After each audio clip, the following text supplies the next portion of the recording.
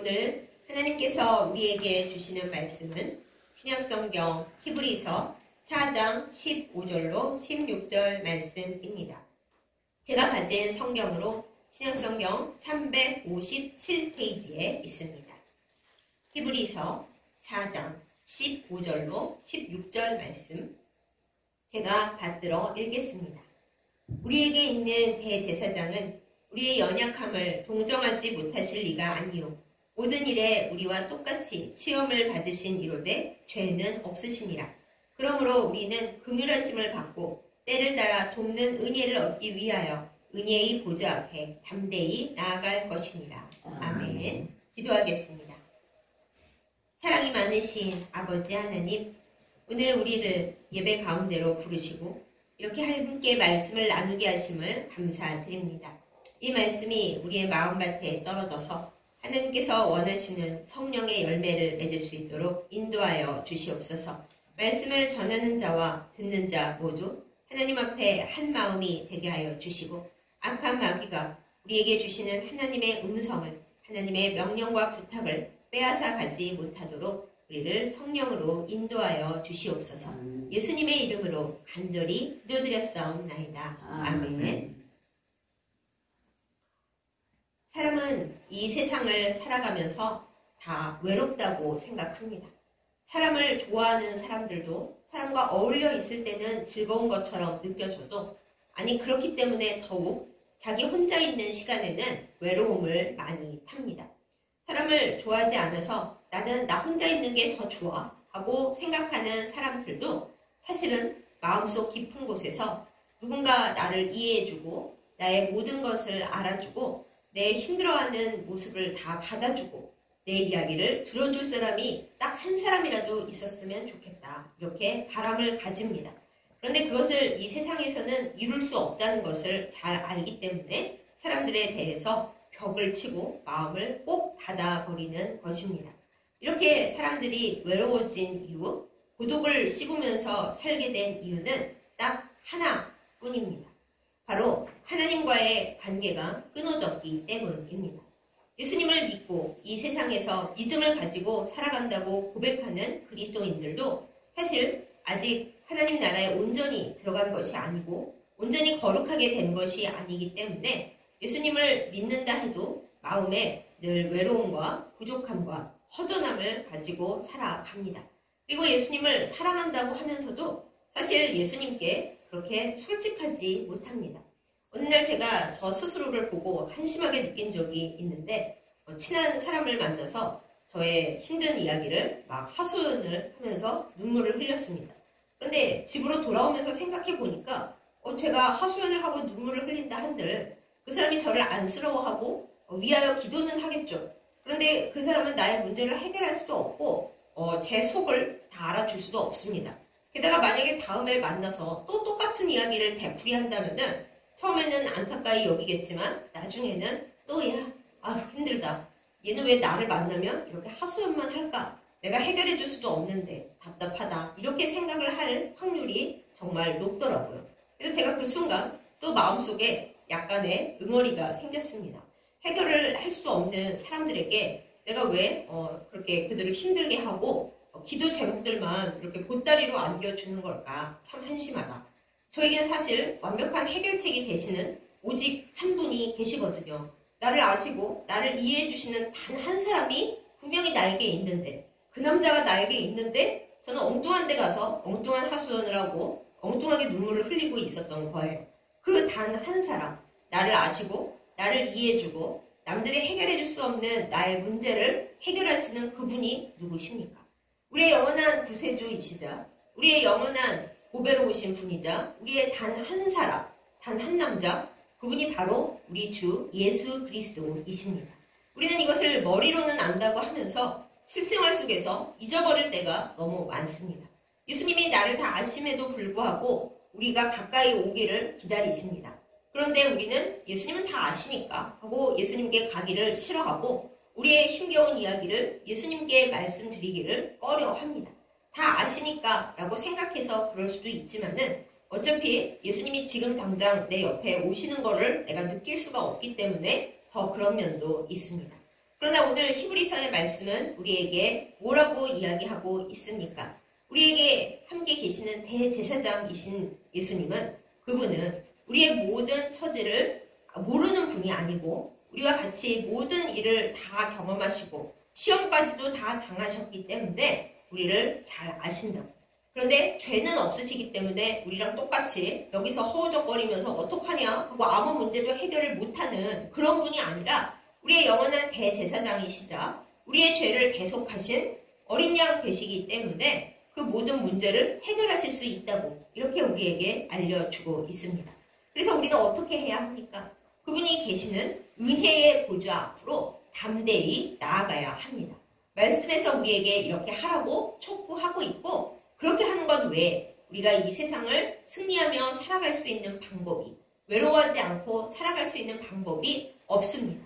여러분은 하나님을 아십니다. 구약시대의 하나님을 우리가 생각하면 계명을 잘 지키는 백성에게 한없는 복을 내려주시지만은 하나님의 계명을 따르지 못하는 백성에게는 또한 한없이 무서우신 하나님이시기도 합니다. 물론 하나님은 우리를 사랑하십니다. 사랑하셨기에 우리가 죄지었어도 없애버리지 않으셨고 독생자 예수 그리스도를 보내어 우리를 구원하실 계획을 만드셨습니다. 그럼에도 불구하고 우리가 생각하는 하나님 아버지는 무섭다. 공의와 심판을 행하신다. 말 안 듣는 백성을 때로는 심하게 질책하시고 화를 내신다. 무서운 이미지가 강하게 있습니다. 그래서 하나님의 보좌를 생각하면 많은 사람들이 심판의 보좌, 내가 잘못한 것을 이 다음에 혼나야 되는 그런 보좌, 그렇게 생각을 하죠. 그러나 오늘 히브리서 말씀은 우리에게 하나님 앞에 심판의 보좌만 있는 것이 아니라 하나님의 보좌는 은혜의 보좌라서 은혜의 보좌 앞으로 담대히 나아가야 한다고 이렇게 우리에게 전하고 있습니다. 하나님의 보좌가 심판의 보좌일 뿐 아니라 우리가 가서 엎드려 울 수 있고 우리의 문제를 해결해 주십사, 우리의 사정을 알아주십사 말씀드릴 수 있는 은혜의 보좌가 될 수 있는 그 이유는 무엇입니까? 바로 우리의 대제사장이 되셔서 인간 대제사장들은 하나님 앞에 예배를 올려드리고 속죄를 할 수는 있지만 사실 그들 자신도 연약하고 사람이라 언젠가는 죽고 문제가 많이 있지 않습니까? 그러나 예수님은 우리의 영원한 대제사장이 되셔서 우리를 위해서 대속을 해주시고 또 언제나 계시고 하나님의 공의의 보좌를 은혜의 보좌로 바꾸시는 분이십니다. 예수님께서 하나님의 보좌 우편에 딱 서셔서 우리를 위해서 변호해 주시고 우리의 연약함과 우리의 사정에 대해서 하나님 앞에 말씀해 주시기 때문에 그래서 우리가 하나님 앞에 나아갈 때 하나님 무서워 이게 아니라 무서우신 하나님 앞에서 우리를 위해 이야기해 주시고 우리를 위해서 변호해 주시는 예수님이 그 옆에 딱 서 계시기 때문에 하나님 계신 보좌가 은혜의 보좌가 된다고 우리는 믿고 나아갈 수가 있는 것입니다. 예수님은 이 세상에 사실 때에 우리와 똑같은 몸과 그리고 영혼을 가지고 사셨습니다. 이단 사이비 세력들이 예수님은 여기 사실 때 그 육체가 겉으로 보기에만 우리와 똑같았었지 사실은 그냥 보이는 것만 그렇지 하늘에 있는 예수님 그대로였다. 이런 소리를 많이 합니다. 그러나 우리가 요한 서신들의 말씀을 보면 뭐라고 되어 있습니까? 예수님께서 육체로 오신 것을 부인하는 자마다 다 문제 있다. 아니다. 이렇게 얘기를 하잖아요. 예수님은 우리와 똑같은 육신을 가지고 사셨고 십자가에 못 박혀 돌아가셨고 그리고 그 몸보다 훨씬 아름답고 영화로운 부활의 모습으로 다시 부활하셨습니다. 그리고 그 부활하신 몸을 우리에게도 이 다음에 허락하여 주신다고 약속하셨습니다. 우리가 그 약속을 붙들고 살아가는 사람들이지만 어쨌든 우리가 육신으로 사는 이 지금 세상 속에서는 우리가 많이 힘들잖아요. 일단 육신의 건강이 나빠지면은 견딜 수 없이 괴롭습니다. 어떤 분이 그러시더라고요. 돈만 많이 벌면 행복할 줄 알았는데 돈을 많이 벌고 나니까 몸이 망가져 가는데 아무리 돈이 많이 있어도 몸이 아프니까 전혀 행복하지 않다고요. 그렇습니다. 우리가 건강이 사라지고 나면은 이 육신 속에서 너무너무 힘이 들 수밖에 없습니다. 또 몸은 건강한데 물질이 하나도 없고 늘 빚에 쫓기면서 산다. 그것 또한 행복할 수가 없죠. 육체에 살고 있기 때문에 물질도 너무 많이 필요한데 그것이 하나도 없다? 여전히 고달픕니다. 어디 그뿐입니까? 인간관계도 그렇죠. 사람들에게 미움을 받고 또 우리도 때로는 사람들을 미워하면서 산다는 것, 그 쓴 것과 그 열받는 것과 그 슬픔과 그 고독을 이 세상 그 무엇도 채워줄 수가 없습니다. 아, 나는 사람들이 싫어 라고 말하는 사람조차 사실 마음속으로는 사람들을 의식하고 있는 거죠. 아니 뭐 아무 생각을 안 하면 싫고 좋고가 뭐가 있겠어요. 아무 생각이 없는데. 그렇지만 우리가 사람들을 싫어할 때나 좋아할 때나 행복할 때나 화를 낼 때나 우리는 인간관계를 의식하고 살 수밖에 없습니다. 그리고 우리의 모든 주변의 환경과 또 어려운 일들, 인간이 육신으로 살기 때문에 괴로운 일들이 한두 가지가 아닙니다. 우리가 다른 사람들에게 이 고통을 말해보아도 사실 그들도 그들 짐이 무거워요. 같이 육신을 갖고 살고 있거든요. 해결해 줄 수가 없어요. 들어줄 수는 있지만 최선을 해줄 수 있는 게 위로하고 그리고 같이 기도해주고 또 때로는 물질이 어려울 때 좀 도와주고 건강이 안 좋을 때 의사나 간호사들이 치료를 해줄 수 있는 그 정도이지 우리 마음속에 있는 진정한 고통, 우리의 육신이 겪고 있는 그 엄청난 고통을 같이 힘든 인간들이 해결해 줄 수가 없습니다. 그러나 예수님은 다르십니다.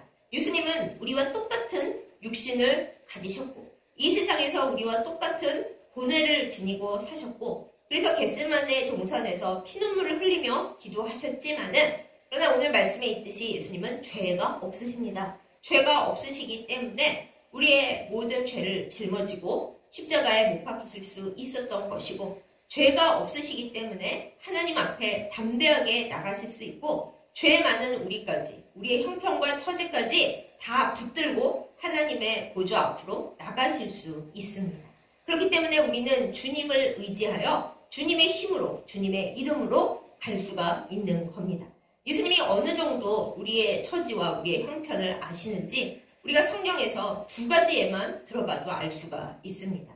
예수님께서 제자들이 예수님 십자가 처형 당하실 때 옆에 아니고 다 도망갔잖아요. 가장 옆에 있었던 요한도 그냥 십자가 밑에 있었을 뿐이지 예수님을 위해서 아무것도 안 했습니다. 심지어 예수님 장례를 치르는 그 자리에도 예수님 제자들 한 명도 없었고요. 평소에는 이름도 한번 안 나왔던 아리마대 요셉이 예수님 장례를 대신 치렀어요. 그러니 예수님께서 부활하신 후에 제자들이 무슨 예수님 뵐 날이 낯이 있겠습니까? 그냥 다시 가서 어부일이나 해야겠다 하고 요한복음 마지막 장에 보면은 베드로를 선두로 해서 다 갈릴리에 가서 물고기를 잡고 있었죠. 그런데 예수님 처음 만났던 바로 그날처럼 그 물고기가 한 마리도 잡히지를 않는 겁니다. 옛날에도 이런 날이 있었는데 한 3년쯤 전에 있었는데 하고 아마 생각을 하고 있었을 거예요. 그 일터로 그들이 망해버리고 실패하고 있는 그 일터로 예수님께서 먼저 찾아오십니다. 그런데 예수님께서 뭘 하고 계셨나요? 밤새 물고기를 잡으려고 노력했지만 한 마리도 잡지 못하고 또 그 물고기를 그냥 잡는 게 아니라 물과 씨름을 하면서 잡으니까 추운데 온몸이 다 젖어있는 그 제자들에게로 예수님이 찾아오실 때 갈릴리 물가에서 예수님은 모닥불을 피우셨어요. 추운 제자들이 와서 예수님과 만날 때 춥지 않도록 모닥불을 피우시고 그리고 생선을 굽고 계셨습니다. 배고프지 말라고요. 예수님은 그러신 분입니다. 사람들이 얼마나 배가 고픈지 얼마나 추운지 지금 실패해서 얼마나 고통스럽고 힘이 드는지 예수님은 결코 모르시지 않습니다. 이 세상에 종교에서 나오는 많은 신들이 인간의 고통에 대해 전혀 알지 못합니다. 인간보다 높은 자리에 서서 인간을 꾸짖거나 뭐 때로는 어떤 신화에 보면 인간과 다를 것이 하나도 없는데 힘만 갖고 있거나 뭐 대부분 생각해내는 신들이 그래요. 그러나 예수님은 그러지 않으십니다. 우리가 힘들고 우리가 춥고 우리가 실패한 그 자리로 찾아오시면서 그냥 와서 말씀만 얘기하시는 게 아니라 가장 필요한 것들을 가지고 오십니다. 모닥불을 피우셨고 생선을 구우셨습니다. 그러실 수 있는 이유가 무엇입니까? 예수님께서 고통을 겪어보셨기 때문에 우리가 얼마나 힘들고 고통스러운지 얼마나 괴로운지 주님이 다 아시기 때문에 그러실 수 있는 겁니다. 우리의 상황 속에서도 내 힘들고 내 아픈 걸 세상에 누가 알아? 내가 말해봤자 내 말만 허공으로 흩어지지. 다들 내 말은 한마디도 안 들어. 그렇게 슬퍼하잖아요, 우리가? 근데 그럴 수밖에 없어요. 그 사람들도 자기 고뇌와 자기 아픔과 자기 힘든 것이 너무 크거든요. 그러니 남을 배려하고 이 사람의 문제를 해결해 줄 아무런 힘도 능력도 여력도 아무것도 없는 겁니다. 그런데 예수님은 그 단 한 사람이 되어주십니다. 나의 고통을 아실 뿐만 아니라 나도 몰랐던 내 안에 있는 것까지 다 아시고 그리고 그 문제를 해결하시려고 가까이 와주시는 분이 바로 예수님이신 겁니다. 또 다른 예를 들어봅니다. 예수님도 시험을 당하셨습니다. 오늘 말씀에 보면 예수님도 시험을 당하셨다. 아주 훌륭하게 확실하게 잘 기록이 되어 있죠. 예수님께서 무려 마귀에게 그것도 금식을 40일 하신 후에 너무 힘들고 지쳐있는 그 와중에 마귀가 와서 예수님을 시험하면서 첫 번째 던진 시험이 뭐예요? 이 광야의 돌들을 떡으로 한번 만들어 봐라. 예수님께서 40일을 굶으셨는데 우리와 똑같은 인간이신데 얼마나 배가 고프셨겠어요. 그리고 솔직히 마음만 잡수시면 거기에 있는 돌들을 떡으로 바꾸는 거 예수님께서는 일도 아니었을 겁니다. 그다음에 광야에 흩어져 있는 그 돌들이 예수님 계시던 그 시대에 그 이스라엘의 사람들이 먹는 떡이랑 똑같은 모양이었대요. 그러니까 우리가 배가 고프면 원래 배는 게 없기 때문에 아마 그 돌들이 예수님 눈에는 다 떡덩이로 보였을 수도 있었을 것입니다. 그런데 그럴 때 예수님 뭐라고 마귀와 맞서서 말씀을 하시고 시험을 이기십니까? 사람이 떡으로만 사는 게 아니다. 하나님의 입에서 나오는 말씀으로 사는 거다 하고 돌들을 떡으로 만드는 거를 거부하셨습니다. 시험을 이기실 때 그 기적을 잠깐 일으켜서 내 배고픈 거를 구제하겠다 그렇게 생각을 절대 안 하시고 말씀으로 이기셨어요. 또 우리 생각에 예수님은 절대로 떡으로 돌을 안 만드시는 정말 믿음이 출중하시고 역시 예수님이시구나 그렇게 생각하잖아요. 근데 예수님은 본인을 위해서는 떡을 안 만드셨고 마귀 시험 앞에서 뭐 능력을 보이겠다고 떡은 안 만드셨지만요. 그러나 우리가 복음서를 한번 읽어보세요. 예수님은 배고파하는 사람들에게 항상 민감하셨습니다. 5,000명을 먹이신 기적, 또 어디 보면 4,000명을 먹이신 기적도 나오죠. 예수님은 항상 사람들이 배가 고프지 않나, 그 배가 고픈 걸 내가 어떻게 해결할 수 있나, 그 문제에 엄청 신경을 쓰셨어요. 예수님이 굶어보지 않으셨더라면, 배고프지 않으셨더라면 별로 그냥 그러셨을 거예요. 혹은 내가 배고플 때도 나 돌을 떡으로 안 만들었어. 그러니까 너네도 굶어봐. 뭐 이러실 수도 있잖아요. 근데 예수님 절대 그러지 않으셨어요. 항상 이 사람들의 배고파하는 것에 예수님은 민감하게 반응을 하셨고 그때마다 떡을 작은 거 있는 데서 떡을 축복해서 계속 만드시면서 배고픈 사람들의 그 모든 필요에 응답을 하셨습니다. 우리는 이 사실을 우리의 삶 속에서 믿고 고백하며 따라가야 합니다. 예수님은 결코 나의 처지와 나의 형편을 나 몰라라 하시면서 야 믿음만 가져 이러시는 분이 아니십니다. 내가 괴로워할 때, 내가 아플 때, 내가 우울 때, 내가 배고프고 너무 힘들어 죽겠을 때 주님은 내가 나를 불쌍하게 여기는 것보다 내가 나를 괴로워하는 것보다 내가 모르는 것까지 주님은 다 알고 계시고 나보다 더 많이 우시고 어떻게 하면 나의 문제를 해결할 수 있을까 더 많이 기도해 주시고 하나님 아버지께 보좌 우편에서 아뢰어 주시는 예수님이십니다. 그러니 우리가 예수님을 안 믿거나 안 좋아할 수가 있겠습니까? 주님이 나의 문제를 알아주시는 단 한 사람인데 그리고 사람들은 내 문제를 알아준다 해도 해결을 못하는데 그 한 사람 예수님은 나를 위해서 목숨까지 내어놓으시고 나를 위해 목숨을 내놔도 죽을 수는 있지만 다시 살 수는 없는데 예수님은 나를 위해 죽으셨을 뿐 아니라 우리가 이렇게 죽는 걸로 끝낼 수는 없지 않겠니? 하고 다시 사셔서 나까지 살려주신 그런 분입니다. 이 세상에 단 한 명밖에 없는 그 사람, 그 남자, 그게 바로 예수님이십니다. 우리가 이 예수님을 어떻게 안 사랑할 수가 있고 어떻게 안 믿을 수가 있겠어요? 잘 생각해 보시기 바랍니다. 예수님이 어떤 분이신지 우리가 예수님을 믿고 예수님을 따라갈 때 어떤 일들이 일어날지 한번 생각해 보시기 바랍니다.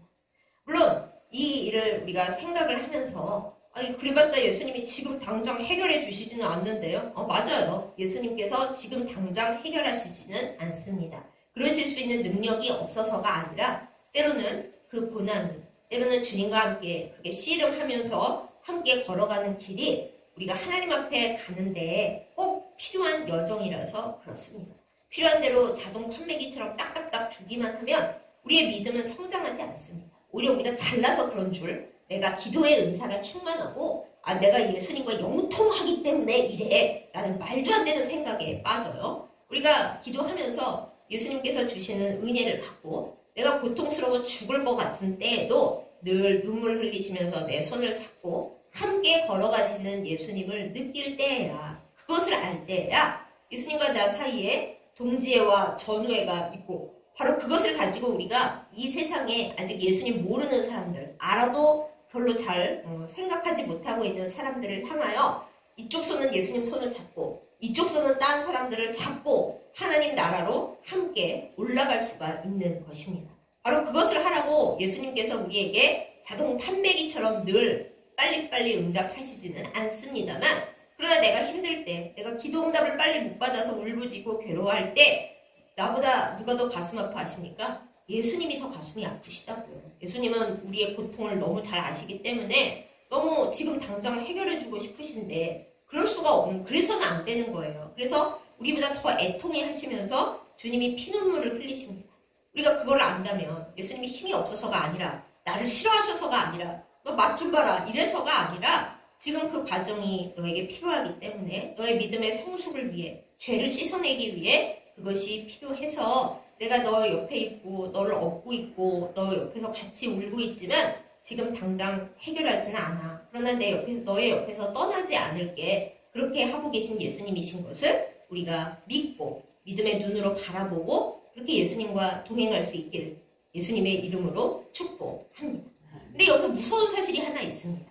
예수님이 나보다 나를 더 잘 안다고 말씀드렸죠. 그래서 내가 심지어 나 자신도 속일 수 있어요. 그냥 몰라가지고 내가 그런 사람이 아니에요. 자기도 착각할 수 있어요. 그런데 예수님을 속이는 것은 불가능합니다. 예수님은 우리와 똑같이 사람이셨고 육체를 가지고 사셨고 내가 모르는 나의 속을 우리는 죄 때문에 모르지만 예수님은 죄가 없으시기 때문에 우리의 대제사장이시자 우리의 어린 양이시기 때문에 나에 대해 속속들이 다 아십니다. 그렇기 때문에 주님을 속이는 것이 불가능합니다. 나 자신을 속일 수 있지만 주님은 속일 수 없습니다. 그러므로 우리는 예수님 앞에 투명한 사람이 되어야 합니다. 사람들이 뭘 잘못해놓고 사람들이 너 이랬지? 그러면은 그 사람이 모를 거라고 생각하거나 일단은 죄와 그 벌을 피하고 보자라는 생각에 나 안 했어요! 이렇게 잘해요. 많은 죄인들조차도 증거가 뻔히 있는데도 내가 안 그랬어요! 그러잖아요. 우리는 인간은 그렇습니다. 아담과 하와 시절부터 또 동생 아벨을 죽이고 내가 내 아우를 지키는 자입니까? 했던 가인 때부터 우리는 우리 죄를 알아도 숨기고 몰라도 숨기고 그런 거에 너무 익숙합니다. 그러나 예수님께는 그럴 수가 없습니다.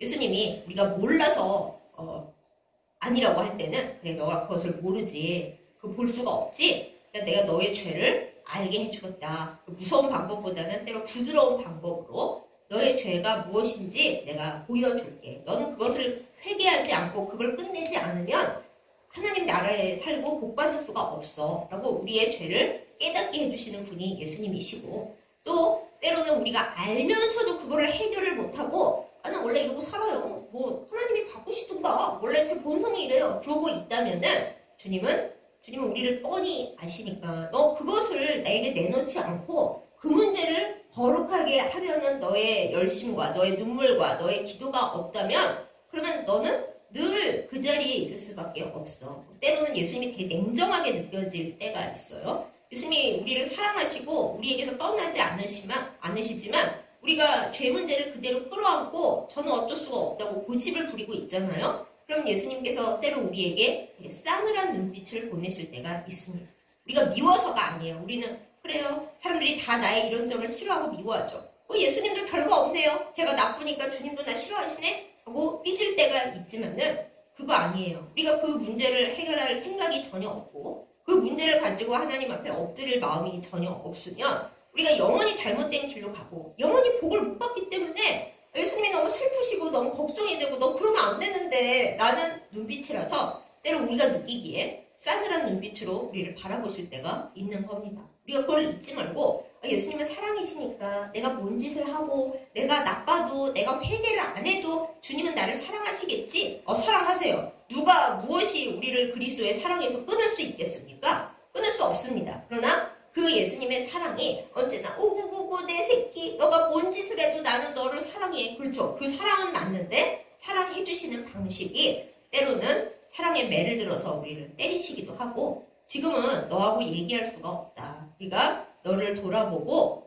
너의 문제가 뭔지를 알고 예수님 제가 문제가 있어요. 저를 고쳐주세요. 할 때까지는 내가 너에게 갈 수가 없다. 오구오구 내 새끼를 마음으로는 해도 밖으로는 할 수가 없다. 그 대신에 나는 너를 위해서 성령으로 더불어 기도하겠다. 이러시는 분이 예수님이시라는 것을 우리는 결코 잊어서는 안 됩니다.